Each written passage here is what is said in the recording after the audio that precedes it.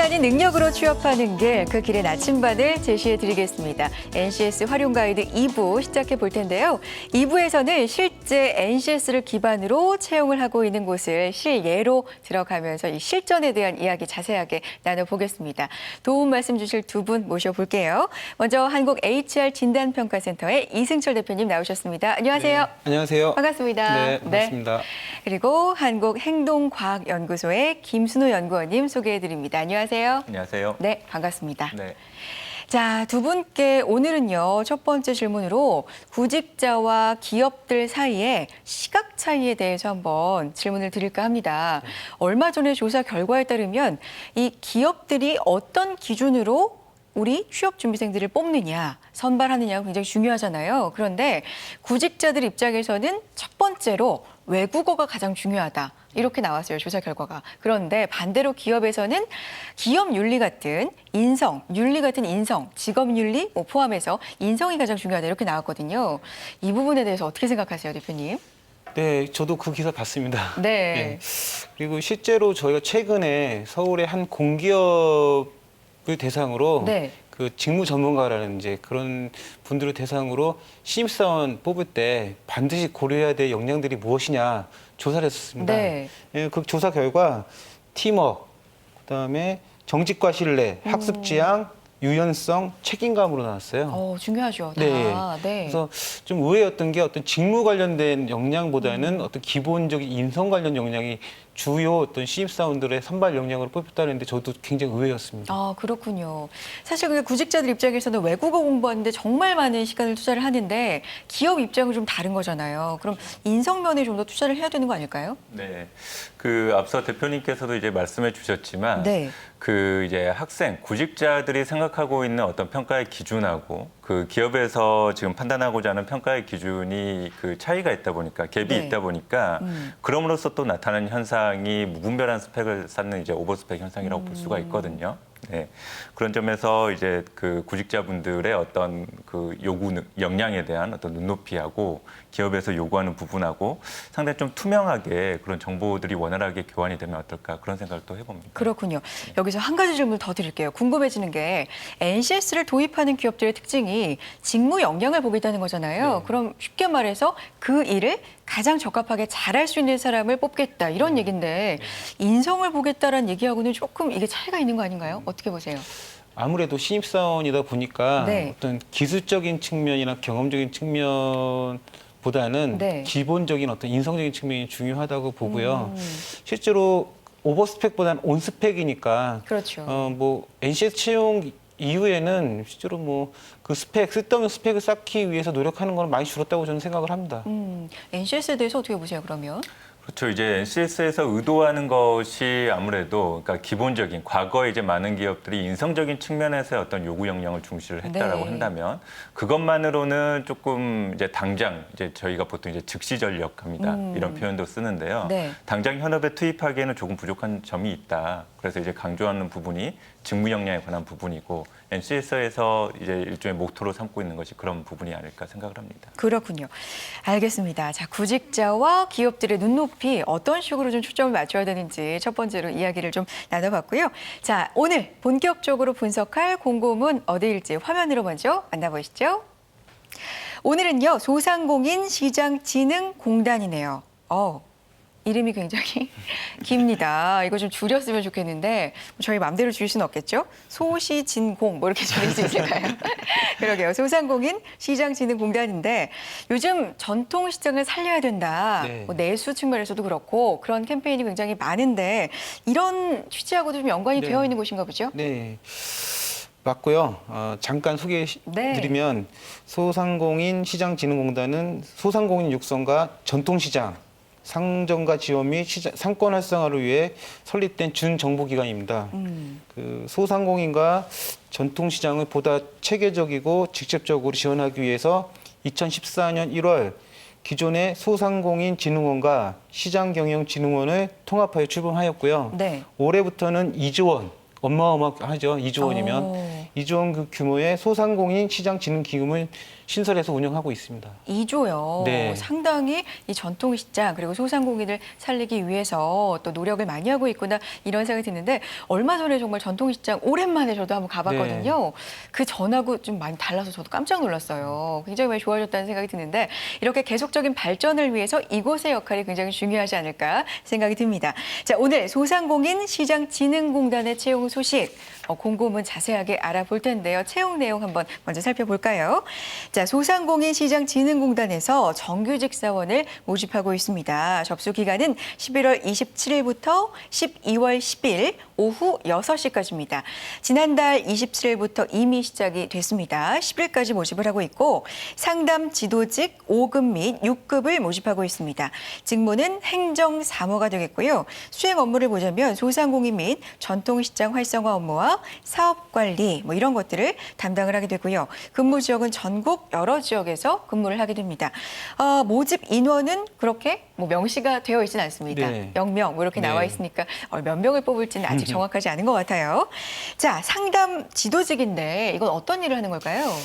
글쎄 저도 상담 지도직이라서 이게 뭔가 봤는데 그 내용을 보면 수행 업무라고 지금 나와 있거든요. 네. 수행 업무에 보면 소상공인 및 전통시장 활성화 업무 사업 관리라고 돼 있고요. 네. 실질적으로 저희가 생각하는 어떤 상담직이라기보다는 이제 사업 관리적인 측면에서 일을 한다고 생각하시면 될 것 같습니다. 아, 그렇군요. 사업 관리 그리고 네. 활성화 업무 전반을 좀 담당하지 않을까 이런 생각이 드는데 자, 그렇다면 어떤 능력이 필요한지 능력 단위를 또 안 볼 수가 없습니다. 네, 능력 단위를 보시면 일단 경영기획과 총무, 사무행정, 예산의 4개 직무에 대한 능력 단위가 나와 있고요. 네. 경영기획적인 측면에서 보면 경영기획 수립, 이해관리자 관리, 그리고 총무에서는 사업계획 수립, 행사 지원하기, 사무행정에서는 사무행정 회계 처리, 사무행정 업무 관리, 네. 마지막 예산에서는 예산 편성 지침 수립, 확정 예산 운용이 있습니다. 아, 그래요. 경영기획과 총무, 사무행정, 예산별로 이렇게 능력 단위가 네. 세분화돼서 자세하게 또 네. 나와 있네요. 네. 네,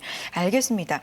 자, 이번에는 직접 지원서를 살펴볼 텐데 이번 지원서의 특징이라고 한다면 제가 미리 좀 봤는데 인적사항에 사진을 붙이는 란이 없더라고요, 연구원님. 없어졌죠. 네. 요즘 이런 기업들이 하나, 둘 좀 늘어나고 있는 것 같은데 네. 이것도 발맞춰 가고 있는 것 같습니다. 근데 사진뿐만 아니라 학교도 묻지 않더라고요. 그렇죠. 이런 부분이 좀 스펙을 초월하겠다 이런 의지로도 보이기도 하고요. 지원서를 좀 살펴봐 주실까요? 그럴까요? 네.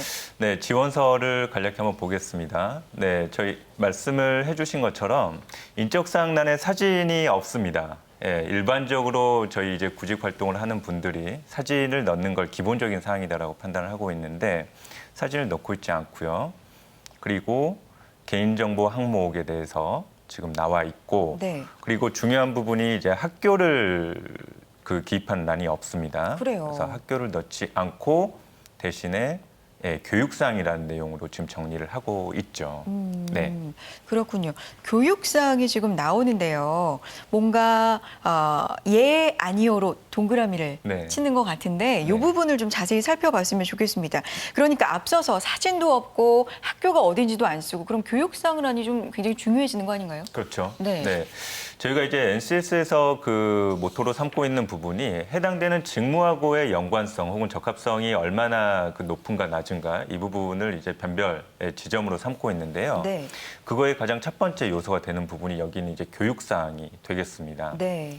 교육사항을 보시면 크게 학교 교육 그리고 직업 교육으로 나누고 있고요. 네.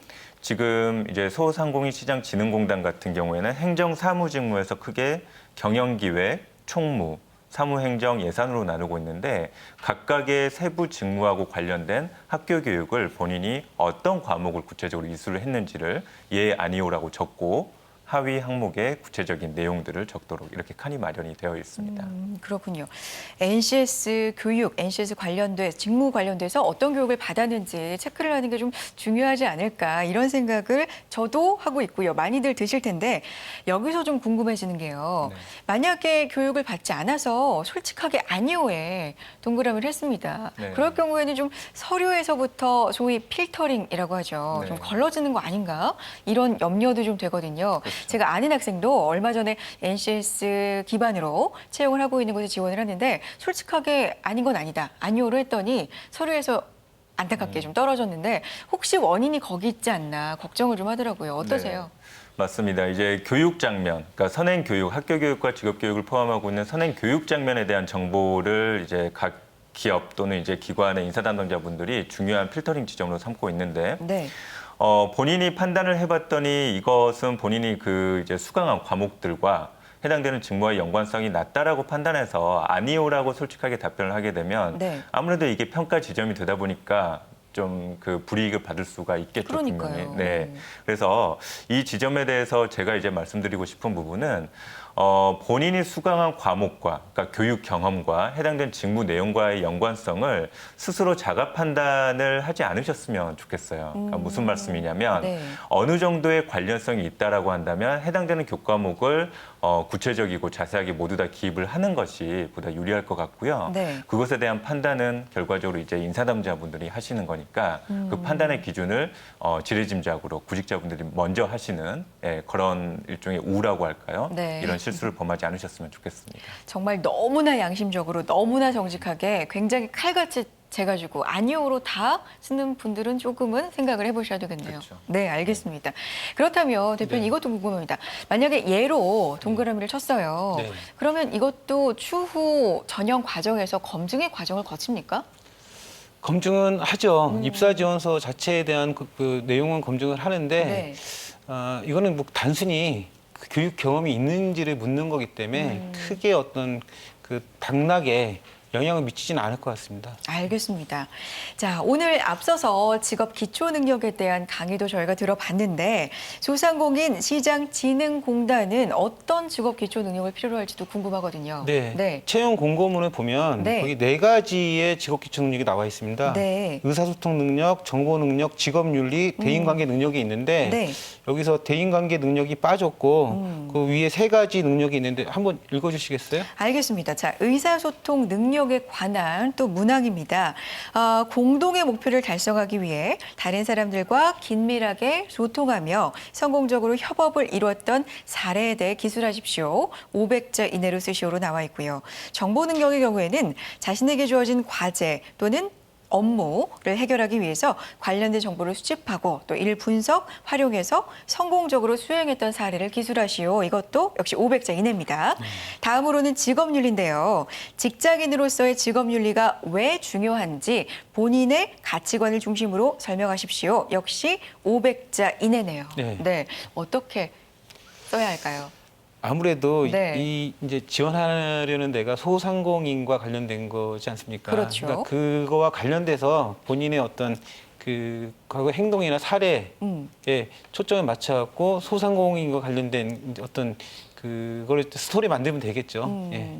소상공인과 근데 관련된 경험이라는 게 네. 사실 그렇게 많은 사람이 얼마나 되겠어요. 뭐 그렇죠? 전통시장을 본인이 많이 이용을 했다. 아. 뭐 아니면 전통시장에서 본인이 큰 마트에서가 아니고 그런 아. 어떤 작은 가게에서도 일을 했기 때문에 그런 소상공인의 마음을 잘 안다. 뭐 이런 식으로 본인이 표현을 하면 좀 낫지 않겠습니까? 그렇죠.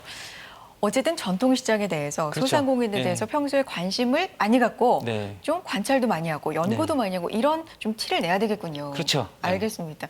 자, 연구원님은 어떤 면을 좀 강조하셨으면 유리할 것 같으세요? 네, 일반적인 관점에서 보통 본인의 이제 과거 경험이나 사례를 작성을 할 때 저는 강조하는 부분이 3가지가 있거든요. 네. 그 3가지라고 하는 것이 그 경험을 어떻게 하게 됐는지 동기에 대해서 기술을 하셔야 되는데 네. 그 동기를 기술을 하실 때는 가급적이면 내재적 동기, 그러니까 자발적인 동기에 대해서 기술을 하시면 좋고요. 네. 그리고 그 경험에서 어떤 어려움을 겪었는지, 아. 어려움의 정도가 조금 차별성 있게 네. 제시가 되었으면 하고, 그리고 그 어려움을 극복하기 위한 노력의 정도 또한 다른 이제 친구들, 구직자 친구들보다는 뭔가 본인만의 어떤 특별화된 노력이 제시가 되었으면 좋겠습니다. 중요한 점을 짚어주신 것 같아요. 경험을 쓰라는 얘기는 굉장히 많이 하지만 보통은 뭐 어떤 우연한 기회로 이런 경우가 상당히 많은데 내재적 동기가 중요하다 말씀해 주셨거든요. 그러니까 자발적인 그렇죠. 어떤 동기에 의해서 알겠습니다. 그리고 어려움과 극복 노력까지도 좀 차별화되게 생각을 해보시면 좋을 것 같고요.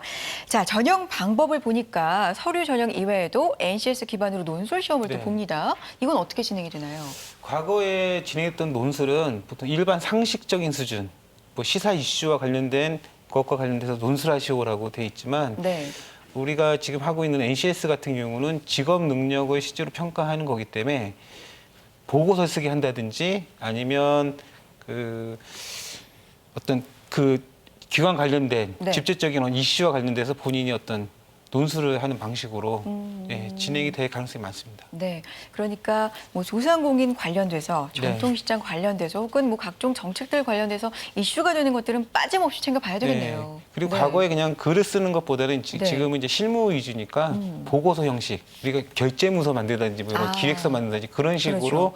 논술의 방향이 바뀔 수 있습니다. 아, 알겠습니다. 참고해 보시면 도움이 될 것 같고요. 자, 이번에는 필기 전형 문제로 한번 넘어가 보겠습니다. 이번 주는 어떤 기준으로 출제 문제를 또 선정을 해오셨는지 궁금해지는데 매주 좀 이번 주는 어떤 문제일까 기대가 되면서도 좀 두려워지기도 하고 그래요. 네. 오늘은 어떤 문제인가요? 네, 이번 주는 지난주에 이어서 지난주에 저희가 연계형 문제를 살펴봤는데요. 네. 이번 주도 연계형 문제고요. 연계형 문제 가운데서 기초 연산 능력. 그러니까 저희가 보통 10가지의 직업 기초 능력 가운데 수리 능력이 있는데 수리 능력의 하위 내용에 보시면 기초 연산 능력이라는 요소가 있습니다. 네. 이 기초 연산 능력에 관한 문제를 준비를 했습니다. 그렇군요. 연계형 문제를 지난주에 소개를 해주셨습니다. 연계형 문제라고 한다면 지난번에 소개를 네. 해주실 때 두세 개 문제가 그렇죠. 뒤따라오는, 네. 연달아 나오는 뭐 맞습니다. 그런 문제였는데 이번에도 수리, 연산과 관련된 연계형 문제입니다. 궁금해지는데요. 소개를 좀 해주세요. 네, 네. 문제를 한번 보겠습니다. 네. 이제 항상 이제 나오는 게 직업기초능력평가 문항의 특징이 해당되는 어떤 현업이라든가 산업 장면을 상정을 하고 네. 나오는 형태가 이제 대부분인데요. 오늘도 이제 상품 주문서가 나와 있고요. 네. 가방을 제작하는 어떤 업체인가 보네요. 의류회사 상품 기획부에 근무한대요. 위에 보니까. 네. 아, 그렇죠. 네. 그리고 원단별 내구성 및 단가가 나와 있네요. 내구성 그리고 단가가 나와 있고요.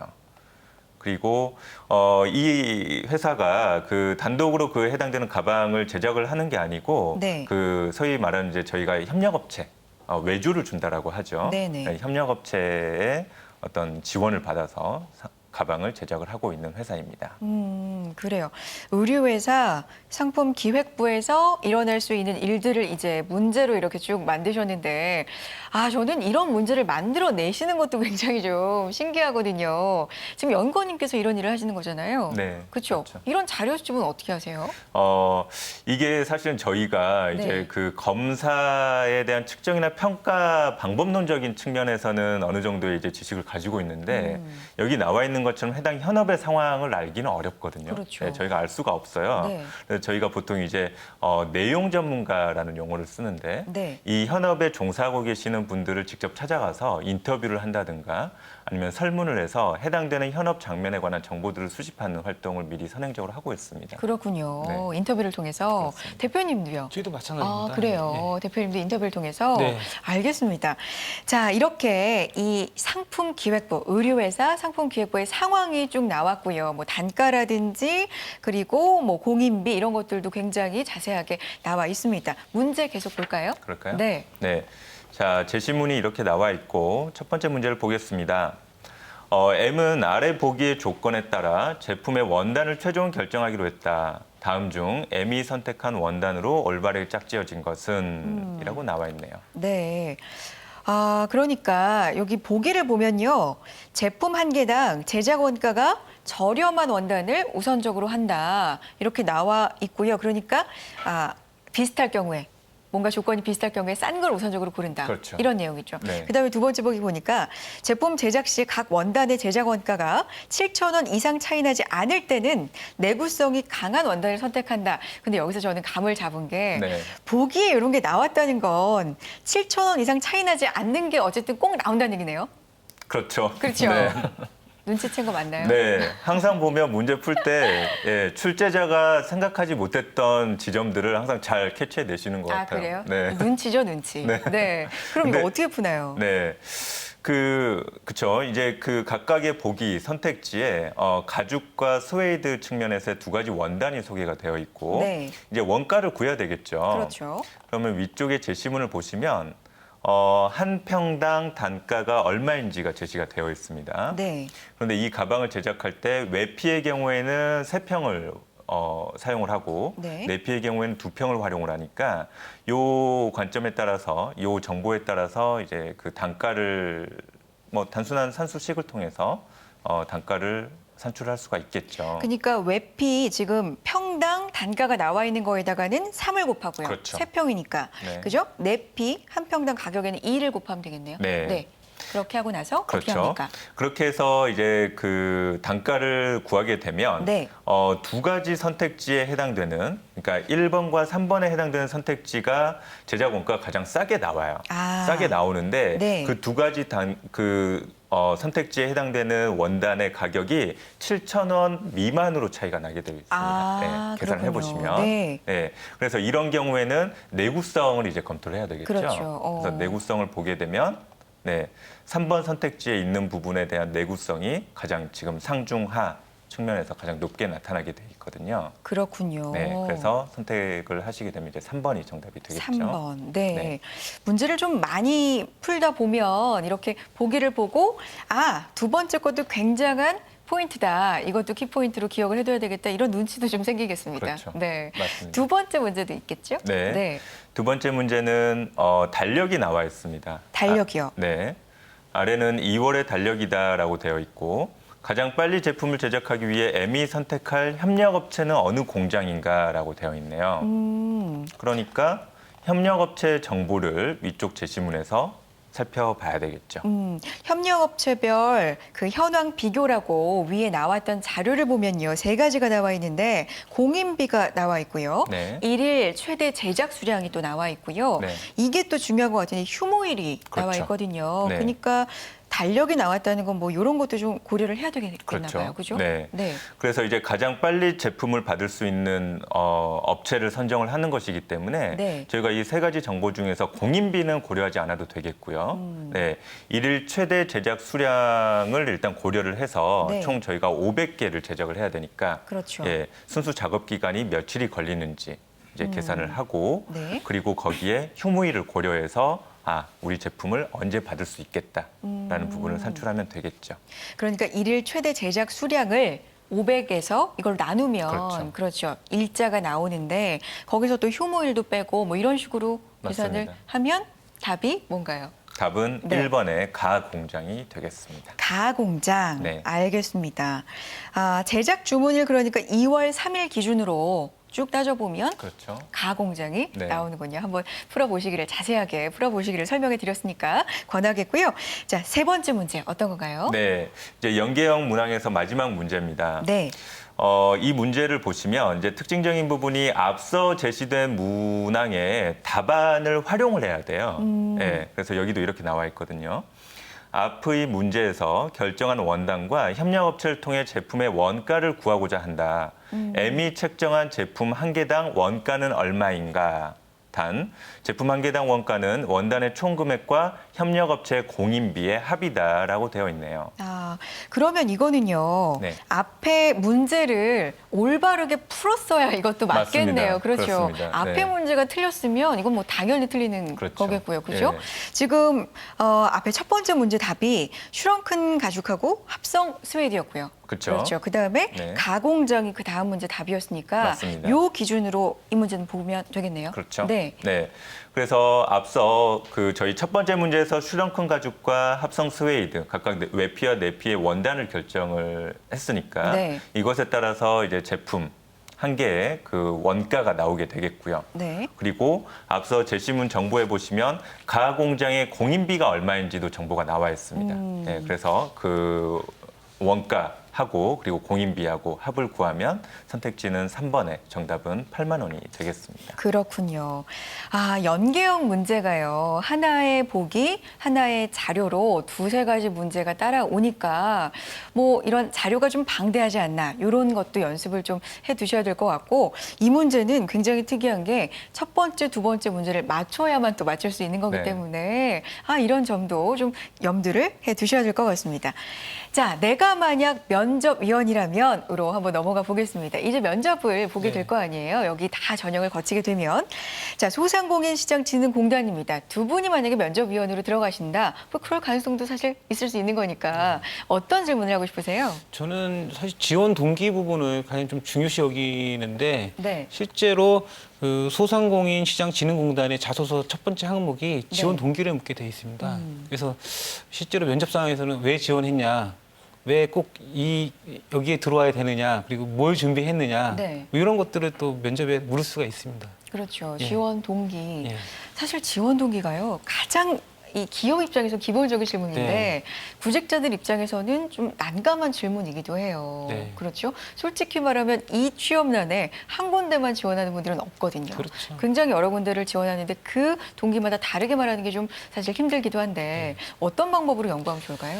그럴 때는 그래도 면접을 제가 간다고 치면 그 회사가 무엇을 하는지 예? 그런 것들에 대해서 좀 알고서 자기가 어떤 일을 하고 싶은지를 갖다 좀 밝히면 그래도 면접 점수를 좀 좋게 받지 않겠습니까? 어쨌든 그 기업이나 그 기관에 대한 연구가 그쵸. 알고 가는 게 필수군요. 예, 예. 네, 알겠습니다. 기본이죠. 자, 연구원님께서는 네. 어떤 질문을 면접장에서 던지고 싶으세요? 네, 저는 이제 질문을 던진다라기보다는 네. 어떠한 면접의 프레임, 형식을 그 구조하고 개발할 것인가라는 측면에서 좀 정보를 드리고 오, 싶은데요. 좋습니다. 네. 그 NCS 기반의 면접에서 또 특징적으로 제안하고 있는 부분이 상황 면접이라는 것이 있습니다. 상황 면접에 해당되는 기관의 특징을 정보화해서 이제 제시하는 것인데요. 여기가 이제 전통시장에 관한 뭐 지원체제를 마련하는 기관이다 보니까 국내 전통시장의 어떤 특성이라든가 관련된 뭐 정보, 통계 수치 등을 제시를 해주고 이러한 상황에서 당신이 어떤 실무자라면 이러한 전통시장을 지원하기 위한 여러 가지 어떤 채널이라든가 어떤 예산 확보 이런 부분들에 대한 어떤 아이디어 또는 전략이 있는가라는 형태로 한번 면접 질문을 구조해 볼 수도 있지 않을까라고 생각을 합니다. 그렇군요. 굉장히 두 분의 면접 질문이 좀 상이했지만 사실 길은 하나인 것 같아요. 이곳에 대해서 그리고 소상공인의 지금 현황에 대해서 전통시장의 어떤 미래에 대해서 굉장히 공부가 좀 많이 필요하지 않을까? 네. 이런 생각을 해보게 되네요. 자, 벌써 마칠 시간인데 오늘은요. 소상공인 시장 진흥공단의 공고문에 대해서 자세하게 분석을 해봤고 문제도 풀어봤습니다. 한 줄로 이제 한마디로 정의를 해주실 시간인데요. 대표님은 어떻게 정의하셨나요? 저는 작은 거인이라고 정의하고 싶습니다. 작은 거인. 네. 왜요? 이게 사실 소상공인 저희 사실 뭐 그런 어떤 작은 단위의 그 일이라고 생각했지만 아까 네. 2조 원이라는 거대한 또 펀드도 운영하고 있고 그런 측면에서 그리고 또 국민 경제에 활성화하는 기여도 크지 않습니까? 그렇죠. 그래서 그냥 문득 작은 거인이구나라는 생각이 들었어요. 네. 맞는 말씀입니다. 정말 소상공인이 살아야 또 경제가 네. 사는 거 아니겠습니까? 네. 그렇죠? 자, 연구원님은요? 네, 저는 이제 만물상이다라고 정의를 해봤는데요. 만물상? 네. 왜요? 만물상이 사실은 뭐 없는 것 없이 모두 다 갖춰놓은 것을 만물상이라고 하잖아요. 그렇죠. 그런데 소상공인 시장진흥공단이 이번에 채용하는 것은 단일한 한 개 직무이긴 하지만 정말 저희가 생각하지도 못할 만한 다양한 직무를 경험할 수 있는 기관이기도 하거든요. 아, 그래요? 네. 심지어는 어떤 방송 채널도 가지고 있어서 예, 방송 관련된 일을 접할 수 있는 경험도 쌓을 수가 있고요. 네. 그래서 한번 입사를 하게 되면 본인이 이제 그동안 경험해보지 못했던 다양한 경험들을 할 수 있다는 점에서 만물상이라고 정의를 내려봤습니다. 아, 좋습니다. 작은 거인, 만물상 또 이렇게 정의를 해주셨습니다. 자, NCS 활용 가이드 오늘은요. 소상공인 시장진흥공단의 채용 소식 그리고 공고문 자세하게 분석을 해봤습니다. 많은 인재들 지원을 하시고 또 합격하셔서 우리 소상공인들의 경쟁력 강화 그리고 전통시장 발전에 좀 일조가 되셨으면 하는 바람입니다. 자, 오늘 한국 HR 진단평가센터의 이승철 대표님 그리고 한국행동과학연구소 김순호 연구원님 함께했습니다. 고맙습니다. 네. 네, 오늘 저희가 준비한 소식은 여기까지고요. 다음 이 시간 더욱 알찬 소식으로 찾아뵙겠습니다. 여러분 고맙습니다.